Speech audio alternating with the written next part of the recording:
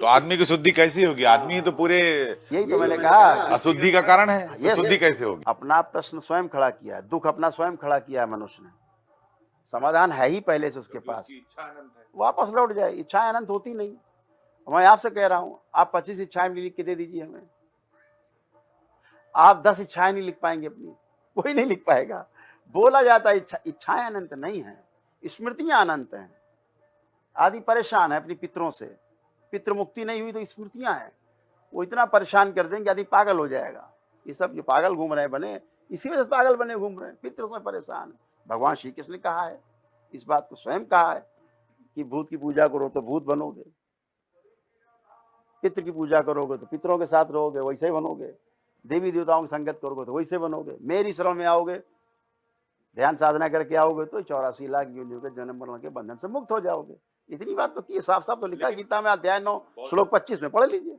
बहुत लोग बोलते हैं कि हमारे रोम रोम में राम है, ये देश राम और रहीम का है, ये देश मीरा और रसखान का है, लेकिन वो सवाल खड़ा करते हैं आपके इस महाकुंभ को लेकर कि ऐसा नहीं होना चाहिए, जबकि 40 करोड़ लोग आ रहे हैं 144 साल बाद मुहूर्त आ रहा मौनी अमावस्या को, फिर भी वो महाकुंभ पर सवाल खड़ा करते हैं और उनका ये कहना है कि ये नहीं होना चाहिए। सरकार इसको प्रोपोगंडा कर रही है, सरकार इसमें अपना नाम कर रही है, उसको विदेशों से लोगों को नहीं बुलाना चाहिए, यहां से लोगों को नहीं बुलाना चाहिए, नदी को चीर दे रहे हैं, ये कर दे रहे हैं, बहुत सारे सवाल खड़े हो रहे हैं। तो करौली सरकार का इस पे क्या मत है कि क्या महाकुंभ होना गलत है? क्या सनातनी परंपरा का जो ये परंपरा चली आ रही है हमारी संस्कृति और सभ्यता की, क्या ये नहीं होना चाहिए जो लोग सवाल खड़ा कर रहे हैं? से लोगों से पूछा जाना चाहिए कि आपने माता पिता को माता पिता मानने से छोड़ देना चाहिए, धरती को धरती मानने छोड़ दे, इस सृष्टि को सृष्टि मानने छोड़ दे, अपने को मानना छोड़ दे। क्या क्या छोड़ेंगे, कहां तक छोड़ेंगे? देखा नहीं कि हम कौन सी हमारी माँ थी, खुद तो पैदा होते तो देखा नहीं है, तो छोड़ दे। ऐसे लोगों को मानसिक दिवालियापन है ये।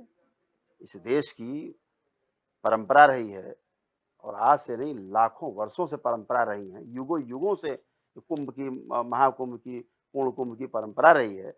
आप उस परंपरा पे प्रश्न उठाते हैं तो आपने ठीक से समझा नहीं है। केवल कोई किसी को चीरता फाड़ता नहीं है, और सृष्टि में किसी भी वस्तु का कोई क्षय नहीं होता है। कभी भी लगता है क्षय हो रहा है, आप संतरा खा के छिलका फेंक दीजिए, अगले दिन जाइए देखिए छिलका जहाँ पड़ा हो, या तो गाय खाई गई होगी, या वहाँ पड़े पड़े सड़ गल जाएगा, जीव जंतु खाएंगे, छोटे छोटे छोटा छोटा बांट के धरती मिला देंगे, वापस फिर धरती में पौष्टिकता आ जाएगी। कुछ नष्ट नहीं होता है।